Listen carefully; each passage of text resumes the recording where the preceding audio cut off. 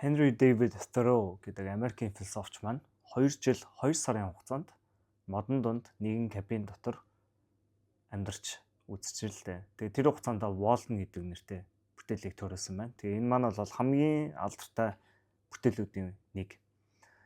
Тэгээ энэ номон дээр ингэж хэлсэн байна л да. Би хумсартай амьдарч, амьдралын мөн чанартай тулж, амьдралд надад юу заах нь вэ гэдгийг харах гэж. Тэгээд мөн өөхөх цаг ирэхэд би огт амьдраагүй юм байна шүү дээ гэж мэдрэхгүй тулд энэ ой модыг зорсон юм аа гэж хэлсэн байна. Тэгээд энэ дээр гол дэлгүүр өгнүүдийг бид үртэл л да. Яг гоо энэ quote маань англиар уншвал хамаагүй гоё. Гэхдээ монгол дээр яг нэг олигтой бож байгааг нь сайн мэдэхгүй байна. Энэ дээр live deliberately гэж хэлдэг. Тэр нь яг хумсартай амьдрах гэж орчуулж болох ч гэсэн илүү тийм шалтгаантай, бодлоготой амьдрахыг ярьж байгаа. Тэгээд яг энэ номыг уншаад ирэхээр аяанда яг юмны цаад шалтгаан тий бодлоготой амьдрах талаар бол илүү гарна. Тэгээд дээр нь essential facts of life гэж байгаа. Ерөөсөө амьдралын гол цөм зайлшгүй чанар болсон тийм зүйлүүдэд нүр тулах гэж тэгээд жинхнээсээ амьдрах гэж энэ модтыг зорьсон гэж хэлдэг. Тэгээд манай хүний талаар уншаад ахаар ер нь бол тэг ямар ч шаардлагагүй хүн байсан байгаа байхгүй юу. Harvard-ыг 1837 онд төгссөн. Тэгээд тэр үед одоо Harvard төгссөн бол ер нь бол элит статус гэсэн үг. Ихэвчлэн Harvard төгссөн хүмүүстэй хуулийн ажил хийдэг, эсвэл төрд ажилладаг. Ер нь дандаа том ажил хийдэг. Гэхдээ бол Thoreau гэдэг философч маань бол тэгээгүй. Зүгээр нэг ингийн багшлах ажлууд хийсэн.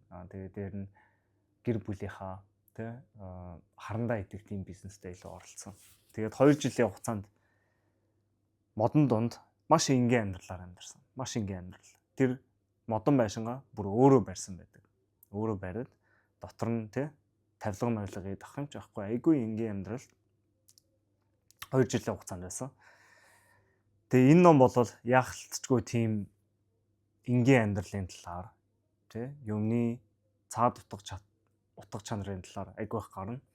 Тэгээ тэр дундаа яагаад одоо Thoreau-ийн хамгийн том анзаарсан зүйл нь хүмүүстээр ажиглагдсан зүйл нь нийгмийн хамгийн том асуудал юу вэ гэсэн чинь хүмүүс маш их аз жаргалгүй байсан.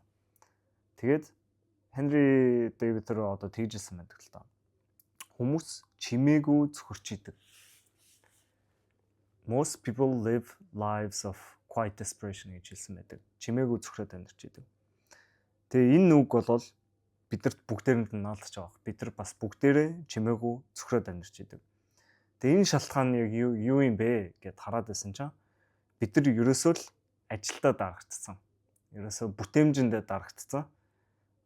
Материалын ертөнцийн дарагдсан. Нийгэмдээ тий нэг статус хадгалах гал яваад байдаг гэдэг.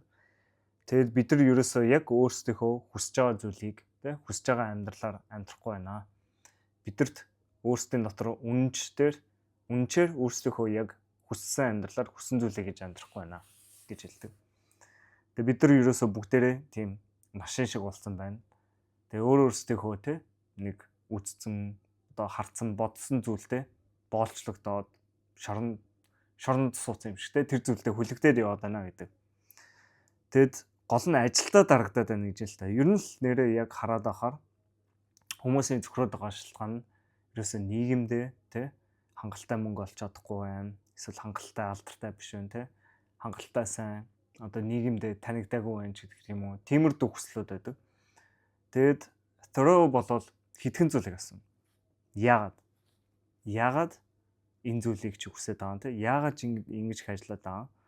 Тэгээд дээр нь эн чин шаардлагатай мөн гэж хэлсэн. Үнэхээр амьдралд шаардлагатай нэг чухал зүйл мөн үү? Тэгээд хэрвээ тийм биш юм бол бид нар өөрчилж болох уу? Сайжруулж болох уу? Илүү хэлбэрчилж болох уу? Илүү энгийн болгож болох уу? Гэдэг асуултыг ер нь бол асууна. Айгу бүх зүйлээр асууна. Тэгээд цаашаага явъя л та. Бид нар яагаад тийм их ажиллаад байна? Ер нь ингээд бидний амьдралыг харангуут амьдралын ихэнх хувь нь бид нар ажиллаж өнгөрөөж байна. Тэгээд тэр ажлыг харах юм бол ихэвчлэн бид нар өөрсдөө хүсээгүй зүйлийг хийж байна, тийм үү? Хүсээгүй зүйлийг хийж байна. Тэгээ хүсээгүй зүйлээ хийгээс болоод хийж байгаагаас болоод цаанаасаа сэтгэл хангалуун биш амьдарч байна. Тэгээ ийм их сэтгэл хангалуун биш амьдралын шалтгаан ажил гэдэг зүйл байна. Тэгээд цаашаага дөрөв бол ухаж эхэлж байгаа. За яагаад ийм их ажиллаад байгаа? Гингүүд ерөөсөө л шаардлагатай болохоор л ажиллаж байгаа шүү дээ гэж байна. Юун шаардлагатай юм бэ гэсэн чинь хүмүүсийн хүсэл нь илүү дээр байшинтай болъё тий. Одооны байгаа байшин хангалтгүй байна. Илүү гоё машинтай болъё. Илүү тухтай амьдрий. Илүү тий гоё зүйл одоо өмсөж идлээ, хэрэглэе гэж хэлсэн байна. Тэнгуут дөрөв болвол энэ дэр наа чин болвол чиний хэрэгцээ болвол биш шүү дээ. Чи өөрийнхөө хэрэгцээг ингэж хийсэн бөмбөг шиг хийлээд байна тий. Хийсвэр хэрэгцээ үүсгээд байна гэж хэлж байгаа. Тэгээ throw болвол яг хүн төрөлхтөнд болвол үнэхээр нэг чухал хүний үндсэн хэрэгцээ гэдэг байгаа зүйл бол хоол, ор хорон, хувцас тэгээд дээр нь fuel гэж хэлж байгаа. Fuel гэдэг нь одоо дулаан гэж орчуулж болно. Тэгээд үнэхээр энийгээ тэгээд манай хүн батлах гээд ерөөсөө тий тэр модон донд 2 жил амьдарсан байдаг. Өөрт нь ерөөсөө маш шингэн амьдрал. Тэр тий илүү тийм айгу тансаг мансаг гэдэг ах зүйл байхгүй. Айгу энгийн зүйл. Өөрөө бүр галтгооч гэдэг юм байхгүй. Гадаа зүгээр хоолоо идчихдэг. Гадаа их нь тэгээ цаашаа ярина л да яг яагаад тэгсэн бай тээ. Гэтэ ерөнхийдөө л энгийн хялбар байх гээд бүх зүйлийг хамгийн энгийн хамгийн хялбар хөлбөр дээр авчрангууд ерөөсөө л ийм хэрэгцээнүүд байна. Эднэргүйгээр хүн болол амьд гарч чадахгүй. Гэтэ эднэртэй байвал ерөөсөө суурь хэрэгцээгээ хангачлаа гэж байгаа.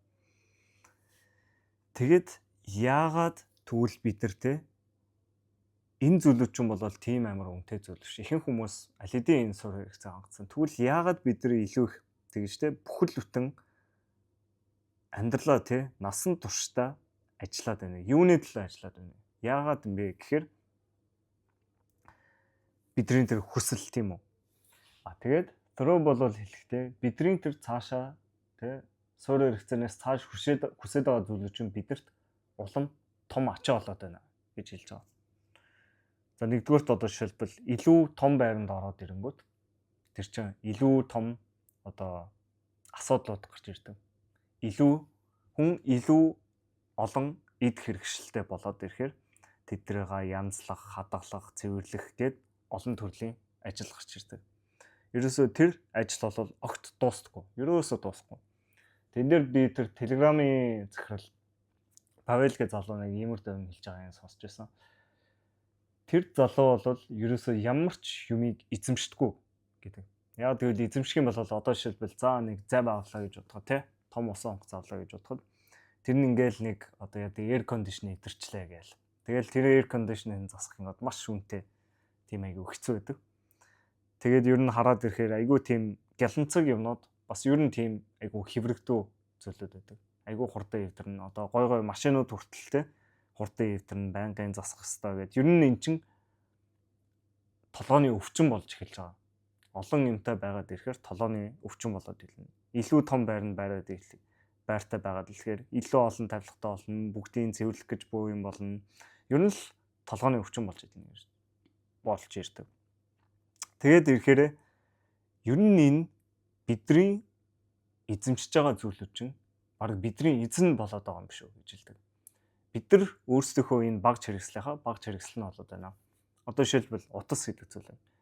Бид нар утасаа эзэмшиж гин гэж бодож байгаа боловч бид нар утасныхаа өөрсдөө болно болцсон байдаг. Тэ? Бид нар утаснасаа ерөөсөө салж чаддгүй скролдол байдаг. Одоо жишээлбэл өөр юу гэдэг юм.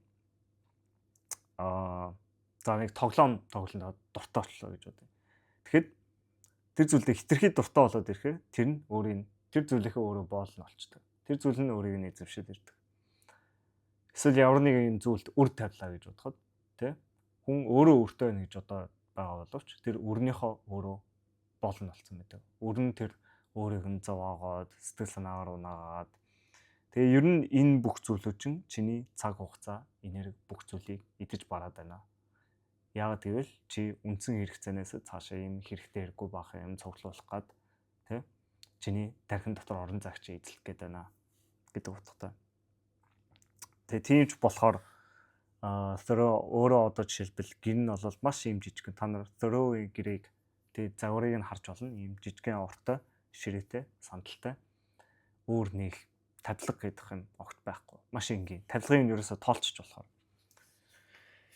Тэгээ энэ нь бол ингээд яриад ирэхээр яг бидрийг үнэхээр бодуулж ин л та. Яг үнэхээр нэрээ юу вэ те, бид нар чи ингээд зурагт гэдэг. Зурагт үнэхээр хэрэгтэй зүйл мөн үү? Та бодоод үзтээ. Зурагт миний бодлоор бол тийм хэрэгтэй, шаардлагатай зүйл бол биш. Зурагт үзээд нэг амьдрал те үнэхээр паа гэж сайжирсан юм бол их байхгүй. Ингээд ийм байдлаар бид ерөөхдөө амьдралдаа бүх зүйлээ бодож болно. Заавал те объект байх албагүй. Тий одоо бид нар тархиндаа авч явдаг зүйлүүд ч байж болно.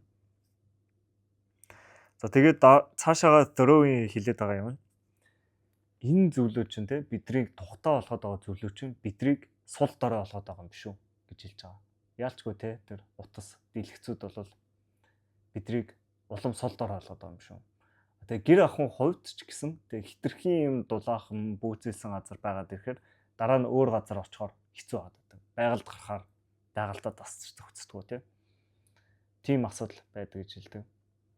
Хитрхи өөрөөхөө те яг нэг байдлаар одоо шилбэл тэрний Brian Johnson гэж залууг сонсч ирсэн байж магадгүй. Тэр ч юм бол одоо өөрөөхөө нөгөө эрүүл мэндийг тулах гад явж байгаа залуу. Тэгээ тэр одоо шилбэл нэг юм цаанаас хүрдэг юм материалтай юм байна л та. Тэгээ тэр нь бол айгүй гоё, гэртээ унтахтаа айгүй гоё байдаг. Гэтэ аялах болоод ирэнгүүт тийм материалс байдгүй.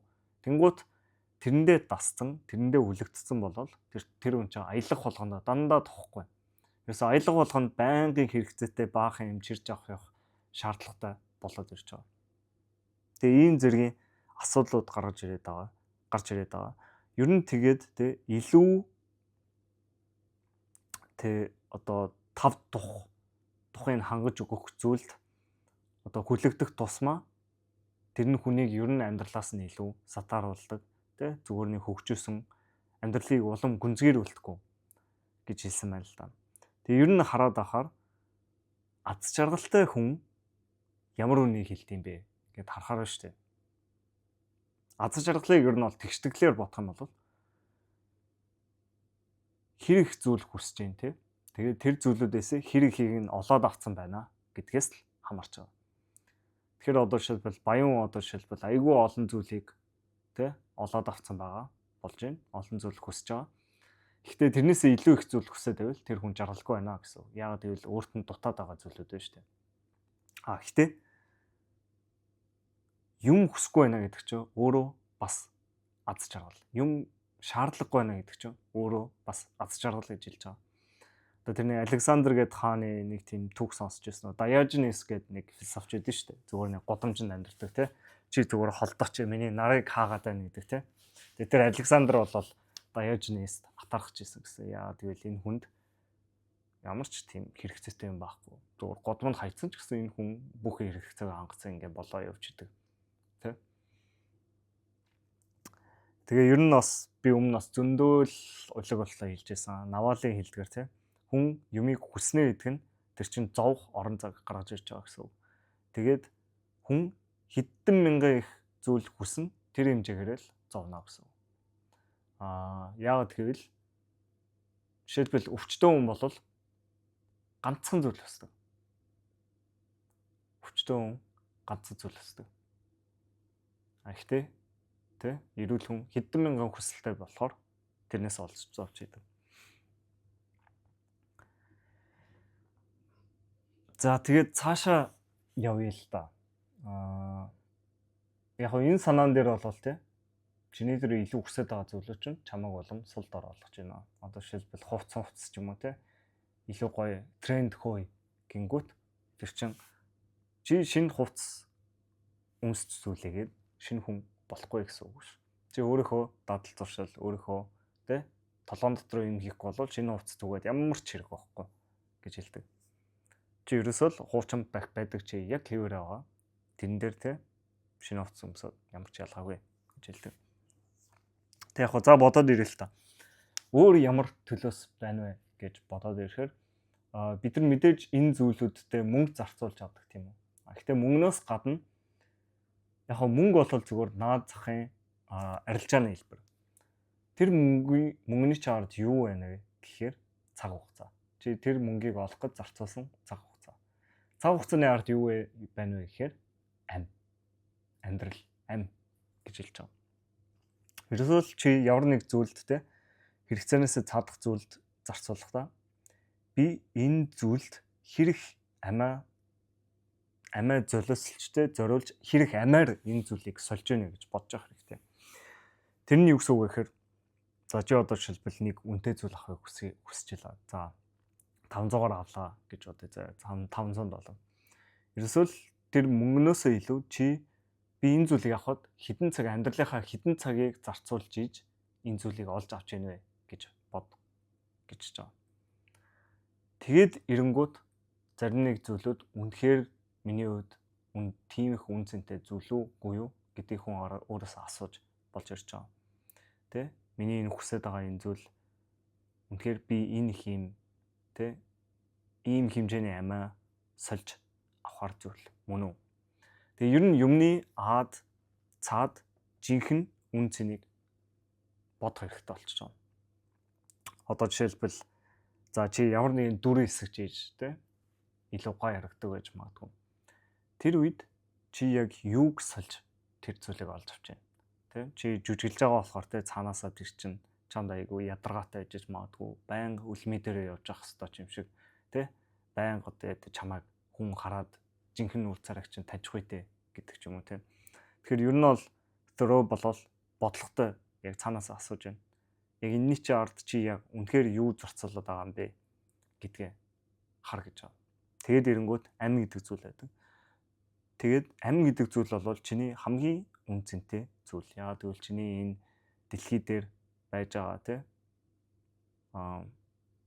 цорын ганц амьдралын чинь чи тэр амьдралаараа энэ зүйлийг олж авчих штеп гэж хэлж байгаа. Тэгээд thorough ингэж хэлсэн байна л да.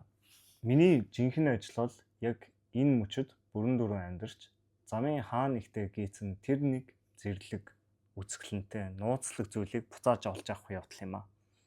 Би таарлцсан хүмүүрээс энийг харсан уу гэж асуудаг. Гэхдээ гэвч ихэнх хүмүүс ажилдаа хит завгүй байгаа тул анзаарахч сөхөхгүй явна. Сөхөөгүй явна. Тэг ингээд хараад ирэхээр thorough болол нийгэмд агүй олон тийм те гяланцэг зүйлүүд бий болж байна. Технологич гэсэн маш хурдтай агүй сайхан хөгжлөө те. Бүх зүйлтэй одоо технологийн дэвшлээс болоод бүх гайхамшигтай байна. Гэхдээ хүн болгон аз жаргалахгүй байна. Өмнө байснаасаа илүүгээр аз жаргалахгүй байна. Яагаад вэ? Одоо яг технологийн хөгжил дэвшлийг харахаар одоо бол те бид нар хэрэгцээтэй бүх мэдээлэлээ интернетээс олж болж байна. Одоо шинжлэх ухаан маш сайн хөгжлөө. Өмнө ч юм бол те тэгэл нэг тагал гараад шууд чат хийждэг байсан бол одоо им тариа, антибиотик бүх зүйл маш сайн хөгжлөө. Чи үзье гэвэл хүссэн дуу, кино, хөгжмөө те олоод үзчихж болж байна. Тав тухайн хувьд ч гэсэн те өмнө чинь тэгэл айгүй хэцүү байгалийн нөхцөлд амьдардаг байсан бол одоо маш тав тухтай нөхцөл байдал те гэртээ сайхан дулаахан бөөцөлөд байж болж байна. Гэхдээ тэглээгээд хүмүүс илүү аз жаргалтай болсон уу? Гэвэл үгүй. Сонирхолтой байгаа зэн талаар бодоход. Тэгээ хамгийн гонигтай зүйл нь бол энийг хинч ерөөсөө ингэж өгөөсгөж тэ эн чи яагаад юм байгаа юм бэ? Бид нар чинь заавал ингэх ёстой болов гэж асуухгүй байна гэдэг. Яагаад гэвэл ихэвчлэн нийгмээрээ энийг хүлээн зөвшөөрсөн байдаг. Нийгмээрээ л цаанаасаа амжилттай байна гэдэг чинь илүү том тэ зантайсан том 5 сайхан 5 байр авах. Илүү сайхан те гойж гангалсан хувцас өмсөе, гоё машинтай болъё. Ерөөсөө л илүү олон зүйл цуглуулах тусмаа тэр чин сайн шүү дээ гэж нийгэмд те тийм мессеж өгч идэг. Бидний эргэн тойронд хүмүүс тэгж гин медиагаар те мэдээгээр ч юм уу ер нь нийгмээрээ тийм үзэл бодолтой байдаг. Тэгээ тэр нь айгүй гүнзгий те. Монголын нийгэмд бол нэлээд гүнзгий. Ер нь ихэнх нийгэмд харж болно. Гэхдээ бүх нийгэмд бол тийм биш. Одоо жишээлбэл Швед, барууны орнуудад бол одоо Америкс бусад Европын орнууд ч юм уу тийм бол тийм байхгүй. Гэхдээ Аз нийгэмд одоо Солонгос те. Солонгос одоо жишээлбэл энэгээр бол айгүй хэцүү те. Бүх зүйл нь харьцуулагддаг. Хин хаана илүү гоё юу яаж явж яах гэдэг тийм зүйлээр харьцуулагддаг. Ерөөсөө л нийгмийн тэр чигтээ бусад хүмүүсийг те гайхшруулах. Хой миний энийг харалтаа те. Ерөөсөө л гайхшруулах гэсэн тийм зорилготой тийм хэлбэр нийгэм гэж бид нар хэлдэг шүү дээ. Хэлбэр нийгэмд амьдраад байна. Тэрнээсээ болоод хүмүүс насаараа хүүхдлээ үзэн ядаг ажиллаа хийгээд тэгээ яваад байна. Тэрнээсээ болоод огт амьдрч чадахгүй байна. Амьдрал нь нүднийхээ хажуугаар өнгөрсөөр байгаад нэг өдөр чад хийх гээд байна. Тийм болохоор зөрөө энэ номдоо хэлдэг шүү дээ. Би яг амьдралын эцэст би ерөөс амьдраагүй юм биш үү гэж өгөхгүй шүү гэж энэ модон донд очиж энэ номыг бичсэн байна. Тэгээ энэ ном би одоо зөвхөн эхний бүлгийг л ярьж байна л да. Эхний бүлэг нь economy гэдэг нэртэй бүлэг. Тэгэхээр яхахгүй яг энэ economic талын амьдралын economic талын зүйлүүдийг ярьж байгаа.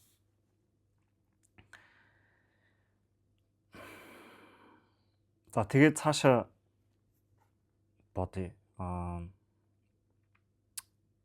Түрүү ярьсан шүү дээ. Ихэнх хүмүүс ерөөсө хинч энийг тэрсэлдэг юм байна. Хинч өгөөс өгдөг юм байна. Хинч би энээс ч юм болж өстой зөвхөрч гинэ гэж хэлдэг. Ерөөсөө л ихэнх хүн унтаагаар явж идэг гэж хэлдэг. Угаасаа л одоо энэ нийгэм гэдэг зүйл чинь ингээ ховсдсон байна шүү дээ хүмүүсийг. Нэг бодлын ховсдсон. Тэгэл тэр ховсондоо угаасаа л бүх зүйл ийм байдаг гэд энэ өөрөөр байх боломжгүй гэж боддог ихэнх хүмүүс.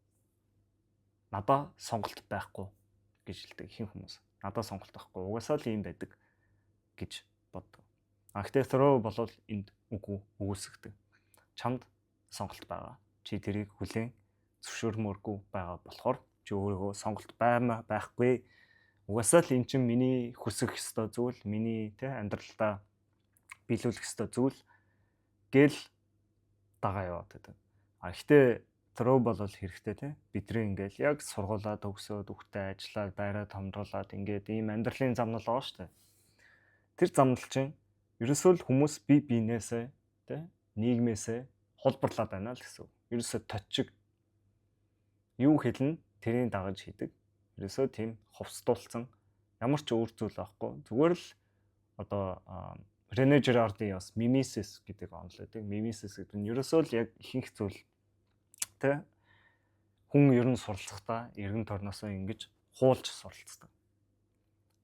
Гэхдээ тэрнээсээ эзэж гарч чаддаг. Гэхдээ throw болвол уг нь болол тэг шаардлагагүй. Бид нар нүдэ нэгээд энэ ховсноос сэрчих юм бол бид нар заавал ингэж цөхөрч амжих шаардлагагүй.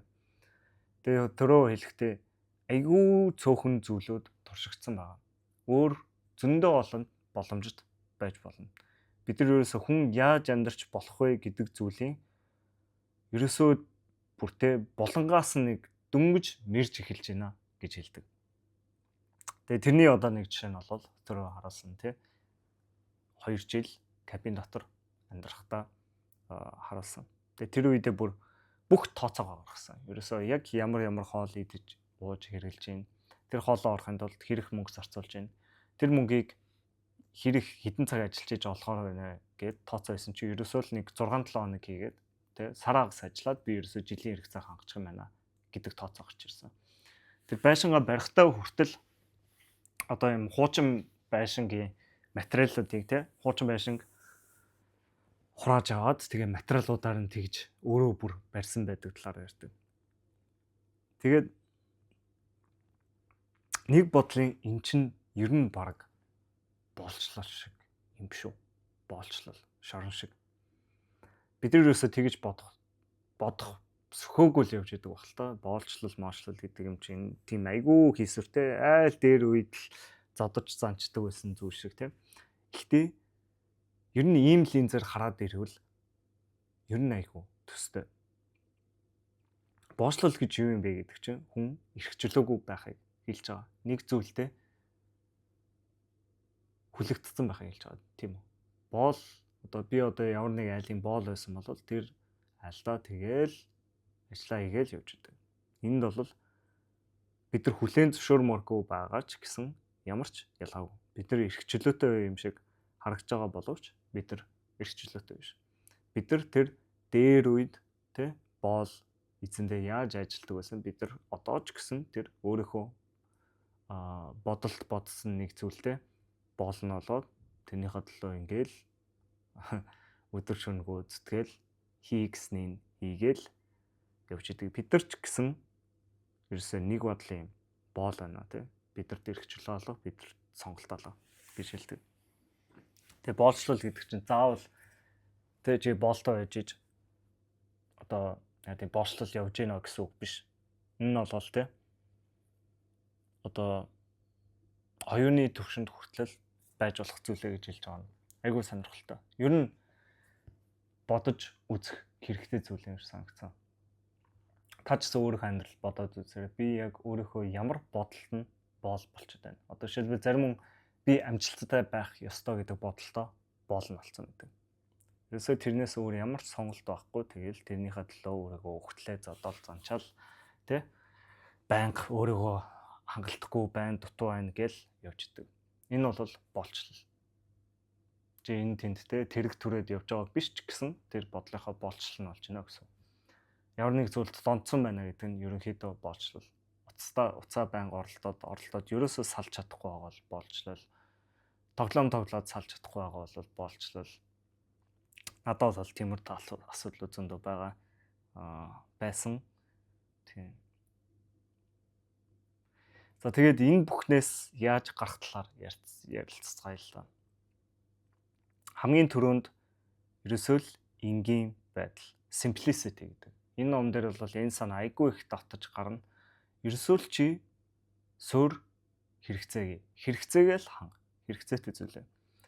Тэгээд тэр simplicity гэдэг зүйл чинь энгийн байна гэдэг зүйл чинь өөрөө гоо сайхан. Одоо хуцалтан дээр ч гэсэн те ингээл бүр ингээл амар гэлэнцэг. За яг үнэхээр урлагийн салбарын байсан бол юугүй. Гэхдээ ер нь ямар ч амьдралын салбарт байсан юм зөвхөн энгийн минимал яг хийх ёстой зүйлээ хийнэ гэдэг нь бол гоо сайхан те. Тэр нь бол тавилга байна уу? Гэрийн дизайн байна уу? Амьдралаа авч явж байгаа байдал хана юу ч байна уу? Хамаагүй. Тэг яг ихэнх хүмүүс тийм зүйлдээ дасч чадахгүй гэж бодож иж магадгүй. Гэхдээ тийм зүйл дасах боломжтой. Дөрөв хэлэхдээ бол хүний те дасч зогцох чадрыг бол дутуу үнэлэх хэрэггүй. Хүн ямар ч нөхцөл байдалд ер нь бол дасаж зогсож чадна те. Нийгэмд танд заавал хэрэгтэй те. Гээ энийг аваа, тэрийг аваа гээл ингээл баахан ингээл мэдээгээр сурталчлаад байгаа шүү дээ те. Тэр зүйлүүд ч ерөөсөө хэрэгтэй биш ээ. Чиний бодож байгаа надад заавал хэрэгтэй гэсэн зүйлүүд чинь шаардлагатай биш. Тэр зүйлээ чи тэгээ өөрөөсөө байхгүй болоход эхний хэдэн хоног хэцүү байна ч гэсэн аяандаа дасч эхэллээ. Тэгээ цаашаа дөрөв өөрийнхөө байшинг өөрөө барьсан гэсэн л тань. Тэгээ энэ дээр ер нь бол нэг юм зарчим байт юм байна л да. Шууны үүрээ барьдаг зарчим. Шуу үүрээ барихтаа бол өөртөө яг зөвхөн хэрэгтэй материалуудаараа л барьдаг. Тэгээд тэрийг байгальд олцсон тэ материалаараа яг хэрэгтэй зүйлүүдэд ашиглаад болчдөг. Ерөөсөө тийм илүүдтэй юм байдгүй. Хүн дээр болохоор юу болдог вэ гэхээр аггүй их хэрэгтэй хэрэггүй баахан зүйл нэмдэг. Хэрэгтэй хэрэггүй материалууд оролцуулдаг. Хэрэгтэй хэрэггүй зүйлүүд амьдралдаа авчирдаг гэдэг. Заавал тэгэх албагүй гэж хэлж байна л та. Тэгээд ер нь бол одоо технологийн хөгжил дэвшлээс болоод ууг нь бол зарим зүйлүүд болов илүү хэлбэр болоод байгаа байхгүй. Зарим нэг барилгын материалууд тэг ч одоо массаар продюс хийж байгаа болохоор илүү ууг нь бол хямдхан болоод байгаа. Тэр зүйлүүдийг нь ашиглаа. Тэгэхгүй бол хүн хэрэггүй зүйлтэй төвлөрөө те. Тэр янз бүрийн гоё мөнгө, чимэглэл, мэмэглэл те. Их л нарийн хийцтэй зүйл хийх гэдэг. Тийх шаардлагагүй гэдэг. Тэгээ ихэнх хүмүүс буруу зүйлтэй анхаарлаа хандуулад байна. Тэгээ дээр нь ихэнх хүн гар ажлаас зайлс хийж гин гэж хэлдэг. Тэгээ энэ бол бас айгүй сонирхолтой санаа. Throw бол тий байшингаа өөрөө барьсан тий өөрөө гараараа барьж эхэлсэн гэдэг. Тэрүүгээр маш их зүйл суралцсан гэдэг. Тэгээ дээр нь яг уу ер нь гар ажил гэдэг дээр байшингаа барих гэхээс илүү тий хоолоо хийх мэх бүх одоо гар ажлууд нь орж ийн л та. Тэгээ энийг бол айгүй уйтгартай зүйл гэж бодож иж магадгүй. Яг уу дээр үед ч гэсэн тий тэр бол уйтгартай зүйлтэй олдог байсан. Гэхдээ throw бол энэ заавал тийм уйтгартай зүйл байх албагүй гэдэг. Хүн яг үнэхээр санамсартай тий ухамсартай байх юм бол тэр зүйлдээ анхаарлаа хандуулаад тэр зүйлтэйгээ байгаад одоо цагтаа байх юм бол тэр зүйл чинь чамд ам оруулах боломжтой. Ерөөсөө өөднө гэдэг чинь чиний тий одоо ухамсарт юу орж иж байгаагаас хамааралтай зүйл биш ээ гэж байна. Чиний ерөөсөө хандлагаас ч л хамаартай. Харин ч чи тэр гараараа ажил хийж байгаа чинь илүү тийм айгүй ихтэй сенсорын мэдрэмж ихтэй илүү амьдралчаа тэ сонирхолтой зүйлээж магадгүй штэ гэж хэлж байгаа нь айгүй сонирхолтой. Тэгээ энэ дээр ч гэсэн би бол бас санал хэлж байна. Би бол үнэхээр өөрийнхөө байшинг бол барьж чадахгүй байх. Яг нэг өдөр барьж магадгүй мэдхгүй тэр ч боломжгүй байх. Гэхдээ одоо яа тэ хоол моол хийх ч юм уу те аяг тав угаах моох ингийн ажлууд дээрэж гисэн тэр мөчүүдийг хүн ашиглах боломжтой. Тэр мөчөд яг одоо цагтаа байна гэдэг нь хүртэл те ямар нэгэн зүйл сонсож те подкаст сонсох нь юм үзэн өөр зүйлийг хийхгүйгээр зөвхөн тэр зүйлээ хийгээд өөр юуж хийхгүй байна гэдг нь өөрөө амьдралд суралцж байгаагийн нэг хэлбэр юм шиг те өөрөө нэг бодлын бясалгалч юм шиг.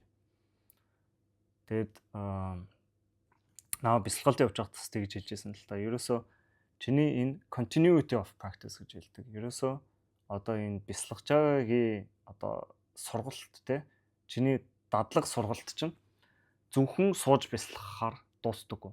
Ерөөсөө тэр чинь сэрүүн өглөө босоод сэрүүн байхаас эхлээд унтах хүртэл чи бясалгаж болно. Бясалгана гэдэг нь ерөөсөө одоо цагтаа байхыг хэлж байгаа. Анзаарахыг хэлж байгаа. Ерөөсөө гол үг нь бол анзаарах. Тэгэхээр хүн өдрийн туршид өөртөө юу болж байгаа, эргэн тойронд юу болж байгаа, толгой дотор юу болж байгаа зүгээр анзаараад яваад байх нь чухал. Тэрийг үргэлжлүүлж авч явахыг хэлж байгаа. Тэгэхээр надаа энэ өнцгөөс харуул тий бидний одоо энэ нэг зүйлийг хийх гэжлээ гэдэг зүйлүүд хүртэл бид нар ер нь тий заавал тэгж төртөж дургуутсаж янз бүр болж ийж хийх шаардлагагүй. Тэгээ ер нь нийгэм айгу хурданд тий бүх зүйлийг хурдан хурдан хийх гээд яарад байдаг тий. Одоо айгу их зам барьж гин гэдэг дээр одоо галт тэрний замыг одоо жишээлбэл ярьсан байна л да. Ярьсан байдаг л та сөрөг номон дээр их л галт тэрний зам барьдаг. Тэгээд тэр чинь яг үнэхээр чи хэрэгтэй замаа барьж байгаа юм уу? Маш олон цагийг тэгэл ингээд нэг илүү хурдан болохгүй л өнгөрөөд байдаг. Тэгээд тэглээгээ тэр зам чи яг үр ашиг өгч гин үү гэдэг талаар асууж байгаа. Заримдаа одоо жишээлбэл те ер нь тэгэж автобусаар явхаар алхацсан илүү хэлбэрчтэй. Яг гэвэл чи за ямар нэгэн одоо энэ тэр үед одоо жишээлбэл тийм галт тэргээр явбал арай жоохон үнэтэй байсан юм байна л та. Тэгээ тэр үнийг нь харьцуулах юм бол чи тэр үнийг чинь бодох юм бол тэр чинь те чи тэр мөнгийг олох гэж тэдэн цаг ажиллах байсан байна. Тэрнийхээ оронд зүгээр тэр цагаа хэмнээд алхажуул дээр юм биш үү. Тэгээ алхах юм бас ирүүлтэй агаарт гарч ийн дасал хөдлөө хийж ийн гэдэг талаасаа тэг заавал юмыг хамгийн хурдан байдлаар хийх албагүй гэж хэлж байгаа. Тэгэхээр ер нь бол яалтчгүй throw бол хэлж ийн л та. Яг аргагүй throw-гийн философи явж байгаа. Яг илүү тэ энэ үнэхээр шаардлагатай. Заавал ийм байдлаар хийх шаардлагатай юм. Энийг илүү хэлбэрээр хийж болох уу гэдэг асуулт явж байгаа. Тэгэхээр бид нар хурд нийгэмд аягүй хурд яригддаг. Ингээл хурдан морь зориг хүртэл throw хүртэл энэ нэг л хурд морь уралдуулаад те аягүй хамгийн хурдан морь гэдэг. Тэгээ энэ яг те ер нь яг юу ачиж явсан морь юм бэ те. Тийм амар хэрэгтэй мөн юм байх. Ерөөсөө л тэр уралдаанд оролцоос өөр ямар ч хэрэгцээгүй морь болж таарч байгаа. Тэгэхээр ерөөсөө завгүй байна те бүх зүйлийг хийхгээ яарч ийна гэдэг нь чи прогресс гарч ийна гэсэн үг биш. Яагаад гэвэл те байгальд шоргоолж хүртэл маш завгүй байдаг. Гэхдээ шоргоолж ямар нэг зүйлийг бүтээж ийн үгүй юу гэдэг нь бол нэг тийм тодорхой ш тийм үү.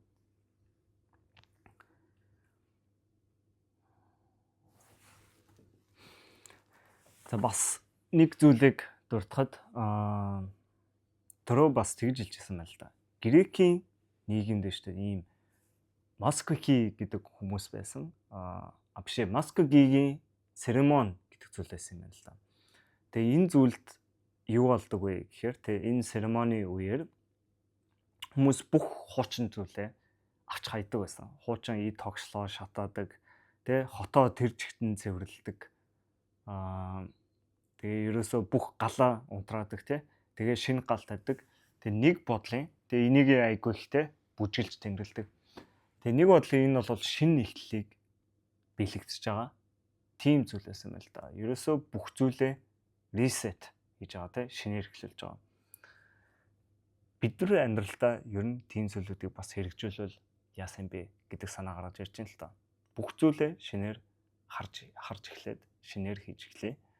Хуучин те баригдсан байдлуудаас салъя. Яагаад ийм зүйл байж болохгүй гэж те.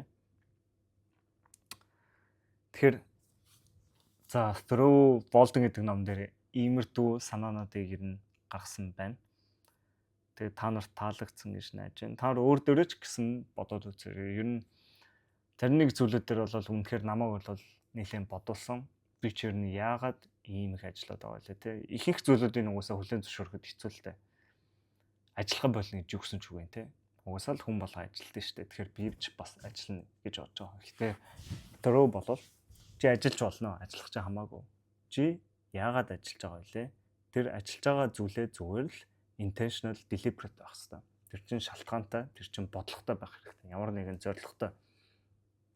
Тэгэхгүй зүгээр л ажиллахын тулд ажиллана гэдэг бол утгагүй зүйл. Тэгээ ер нь ингээд хараад ирэхээр Through болол ерөөсөө л хийж байгаа зүйл чинь ардаа бодлоготой, шалтгаантай байна уу гэдгийг харж байгаа.